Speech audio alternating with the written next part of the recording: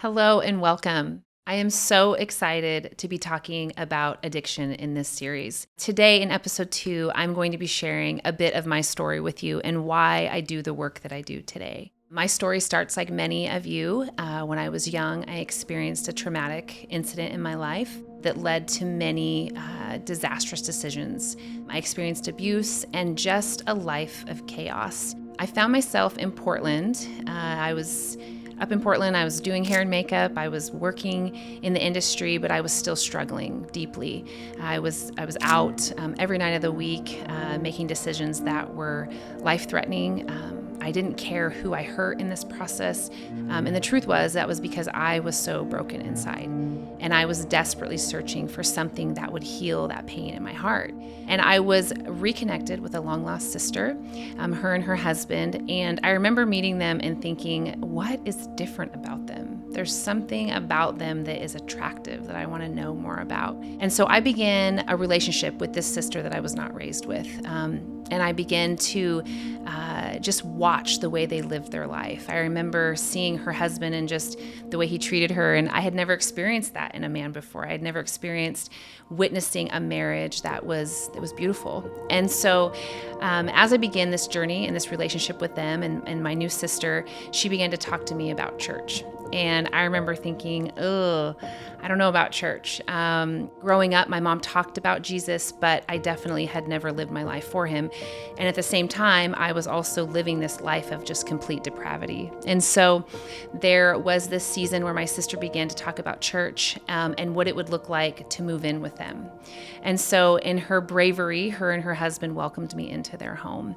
And I tease her now and I say, what were you thinking? I could have burned your house down, right? I was just in such a place of brokenness that I am still to this day just moved by the fact that they moved me into their home. And so she says today that they trusted God more than they feared me. And that was the very thing that saved my life. So I moved in with her. They invited me to church. I said, okay. I had tried everything else on the planet, everything else the world had to offer. And I was so desperate for something else that I said, okay, I'll go. And that morning at church, I sat there with tears streaming down my face as I heard the gospel for the very first time and it came alive. I remember sitting there and hearing that the Lord would forgive me for all that I had ever done. And I had done a lot. So I was going to take him up on that. And so I gave my life to the Lord that day. And although my circumstances and my pain and my trauma didn't go away, I walked out a different person that day. I walked out light and I knew that my life would never be the same. I ended up marrying their best friend. We have 4 beautiful daughters today. But I want to share a little bit of my story in the sense of the recovery piece of my story. So I say that I have 2 sobriety dates. The first was when I met Jesus and I quit drugs and I began to pursue a life after Jesus. And I was sober for a couple years. But then as I started to walk into this new life as a Christian, I wanted to be normal. I wanted to be able to have a glass of wine with friends. I just wanted normalcy in my life. And so I began drinking. And at first it was fine. I could have 1 or 2 here and there.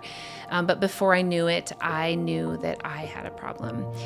And as much as I wanted to be normal in the sense of being able to casually drink socially, I realized that the normal that God had for me looked different, and that the normal for me was going to be sobriety for the rest of my life. So 11 years ago, I made that decision to be fully sober, to not drink at all.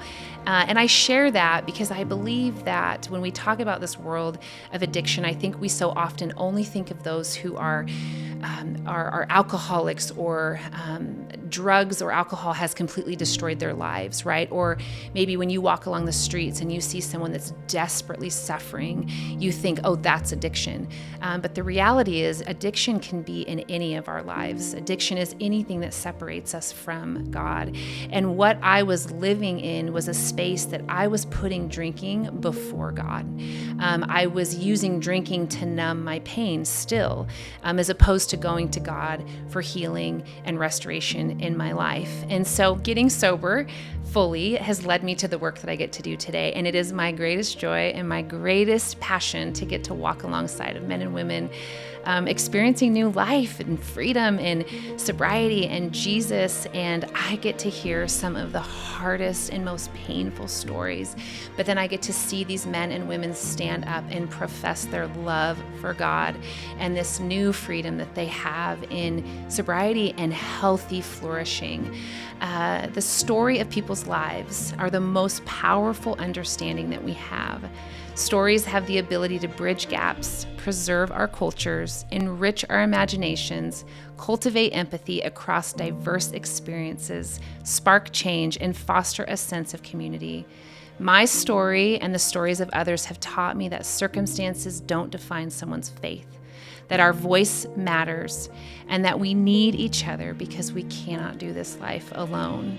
That is what makes this message so important. We have to see people as a whole person. We have to see them the way Jesus sees them. And that includes their stories. That is what makes them special, and that is what makes community. I am so excited for you to join me on this journey as we continue talking about addiction. Our next episode, we're going to be looking at what is addiction and who does it affect.